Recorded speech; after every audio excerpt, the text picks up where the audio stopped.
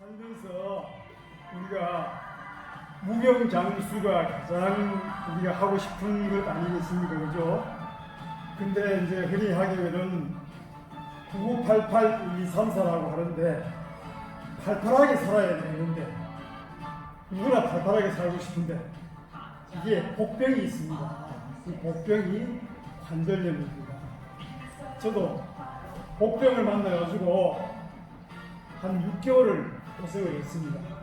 그래서 오늘은 제가 복병을 만나가지고 관절염하고 실험했던 내용을 가지고 같이 여행을 해볼까 합니다. 출발하겠습니다. 저희 미국의 금문교단인데 아름답잖아요? 튼튼할 것 같아요. 우리 다리도 이렇게 아름답고 튼튼했으면 좋겠다 싶어서 사진 한번 올려봤습니다. 제 이제 관절염 얘기입니다. 하루에 12시간에서 15시간 정도 한 달에 20일 밤새워 개인 택시 운전을 하고 그 다음에 하루 2시간 30분 이상 가부좌해서 단속을 했습니다. 그 다음에 쉬는 날은 하루 5시간씩 당구 연습을 하고 작년에 이제 아들 장가도 보내고 아버님 상도 치르면서 마음고생도 좀 하고 이런 과정에서 이제 관절염이 왔어요. 그 오른쪽 무릎이 아프고 이어서 왼쪽 아킬레스건이 아팠습니다. 6개월 동안 정형외과 3군데 다니고 한의사 3번을 만나보고 그래서 이제 이게 언제까지 치료가 됩니까? 이렇게 물으니까 그 뼈가 부러졌으면 치료 기간을 말해줄 수가 있는데 이거는 좋아졌다 나빠졌다 그래요 반복해요. 그리고 치료 기한이 없다는 겁니다. 무릎을 꿇을 수가 없어가지고 가부좌를 할 수 없는데 이게 어떻게 고칠 수 있죠? 이렇게 보니까 정형외과 의사가 어렵죠. 대충 하면 뭘까?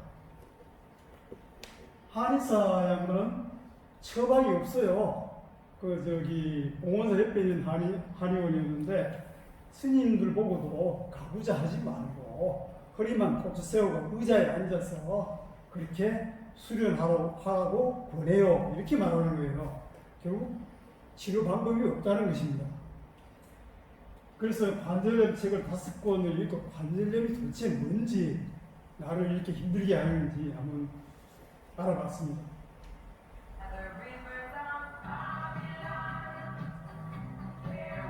이걸 우리 수련회에 있는 최재생 수사인데 다리가 튼튼하지 않습니까? 그죠? 이렇게 좀 튼튼한 다리가 되고 싶어서 이렇게 올려봤습니다.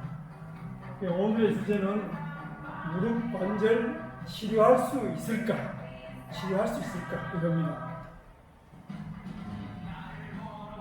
이제 첫 번째로 그 무릎 관절은 어떻게 생겼는가? 이것이 이제 우리가 허벅지뼈. 그리고 허벅지뼈 밑에 이렇게 동글동글하게 2개가 있는데 이것이 무릎 연골입니다. 그리고 요 밑에 있는 것이 정강이뼈입니다. 정강이뼈. 그리고 정강이뼈 위에 이렇게 반달 모양으로 이렇게 연골판이 얹혀 있습니다. 그래서 위에 허벅지뼈에 연골이 여기 반달의 오목판인데 여기 딱 맞도록 되어 있으면 그렇게 딱 맞아 떨어집니다. 그리고 이 허벅지뼈하고 정강이뼈가 서로 벗어나지 않도록 생고무줄 같은 이렇게 인대가 묶여 있어요. 인대가. 그래서 이것이 열십자로 묶여 있다 해서 십자인대라고 그러는데 앞에 있는 것은 이제 전방십자, 뒤에 있는 것은 후방십자 이렇게 얘기를 합니다. 그리고 또 양옆을 벗어나지 않도록 하기 위해서 인대가 옆에 측면에 또 있습니다. 요게 인대죠. 이게 이제 측면 인대라고 합니다. 그 다음에 요거는 이제 우리가 무릎뼈, 똥똥한 게 있지 않습니까? 앞을 보호하기 위해서 무릎뼈가 마치 뚜껑처럼 이렇게 있는데, 이걸 이제 슬개곡이라고 하기도 하죠. 대충 이렇게 알면 되겠습니다. 아픈 무릎은 아까 말씀드렸기에 이제 허벅지뼈에 연골이 닳고, 그 다음에 정강이뼈에 반월판이 달라서 그런데 그거 이전에 무릎 주위에 있습니다. 그거 이전에 그러니까 근육이라든가 힘줄이라든가 근막, 인대 등에서 무릎의 연한 조직에서 긴장을 하거나 퇴화를 하거나 마찰이 증가해서 생깁니다. 그러니까 사실은 원래 의미에서 연골이 따라서 하는 그 이전에 아프기 시작하는 거예요. 진짜 우리 대다수는 그겁니다. 그래서 통증의 원인은 모릅니다. 원인을 모르기 때문에 치료 방법도 결국은 없습니다. 그래서 이제 비만이지 않겠냐, 또 하나는 노화로 된 거 아니냐, 이 정도로 추정하고 있다는 겁니다. 주로 이제 병균인 경우도 있지만 병균이 아닌 염증인데 소염 진통제를 일시적으로 염증을 줄여서 통증을 줄이게 이렇게 치료를 하고 있고, 그다음에 마찰열은 물이 차면 일시적으로 물을 빼주는 정도, 이게 현재 치료 방법입니다. 이렇게 해서 안 되면 그 다음에 이제 아까처럼 인공관절을 수술해서 바꿔야죠. 급성 통증은 정상적인 통증입니다. 그러니까 우리 몸의 면역 반응으로서 무릎에 염증이 생기면은 밑에서 이제 내가 염증이 생겼다 하고 보고를 하면은 머리에서 백혈구를 좀 보내라 그래가지고 그 염증을 제거합니다. 그래서 염증 조절이 되면 정상입니다. 이거는 급성 통증은 정상입니다. 근데 이제 그게 안 되면은 약으로 소염 진통제로서 염증 조절을 하게 되는데 몇 번은 괜찮지만 자꾸 반복되면 이게 만성화가 될 가능성이 있습니다. 문제는 만성 통증입니다. 통증이 오래되면 뇌 속에 아픈 기억이 새겨지는데 마치 레코드판에 음악이 새겨져 있으면 우리가 그 바늘만 돌면 언제든지 들을 수 있지 않습니까? 그것처럼 뇌 속에 이렇게 딱 새겨집니다. 그렇게 되면 그게 이미 신경과민화가 돼가지고 그거를 치료를 해도 원인이 제거돼도 머리에 새겨진 그 흔적은 없어지지 않고 계속 있기 때문에 그냥 사람은 서만 그냥 생각나고 아프고, 그러니까 치료가 돼도 계속 아픈 겁니다. 그러니까 이거는 죽을 때까지 아프다는 겁니다. 이게 이제 이렇게 되면 이 최악이죠. 그 염증 조절이 실패해서 그런데 예를 들면은 무능한 중대장, 그러니까 사령관이 있고 중대장이 있고 보초병이 있다고 생각합시다. 근데 보초병이 지금 무릎에 여기 염증이 생겼다, 불이 났다 보고를 했는데 중대장이 능력이 없어가지고 이걸 명령을 씹어먹고 사령관한테 보고를 안 한 거예요. 보고를 했으면은 지원병이 올 텐데 보고를 안 하니까 지원병이 안 하고 계속 염증이 계속되는 겁니다.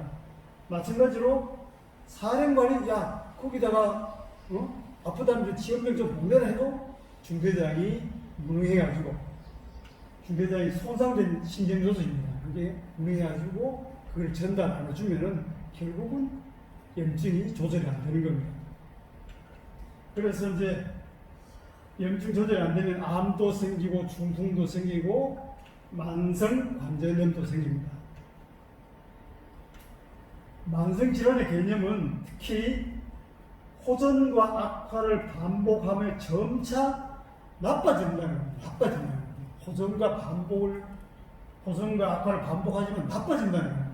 그리고 또 하나는 관리는 되는데 완치는 안 한다. 이게 만성질환의 특징입니다. 그럼 무릎관절의 특별한 건, 이거는 아까 무릎관절은 원인도 모르고 치료가 안 된다고 그랬는데 여기에는 특별한 경우, 그러니까 우리가 말하는 희망적인 것을 이런 방법도 있지 않겠냐 하는 그런, 이것도 문경세제에서 찍었던 사진입니다. 우리 조동희 사범이 들어올 때가 뛰어가지고 우리 하고 있는 걸 하늘에서 찍어가지고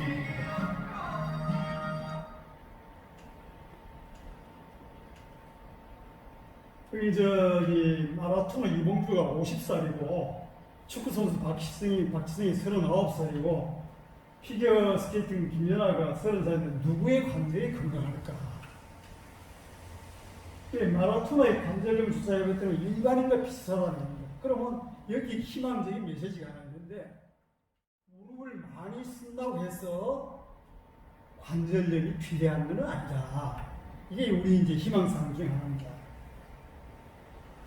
우리 축구 선수는 무릎 부상을 자주 입어가지고 일반인보다도 높다는 겁니다. 그러니까 나이가 이봉주보다가 나이가 젊지만 오히려 관절염 발생 가능성이 높다는 겁니다.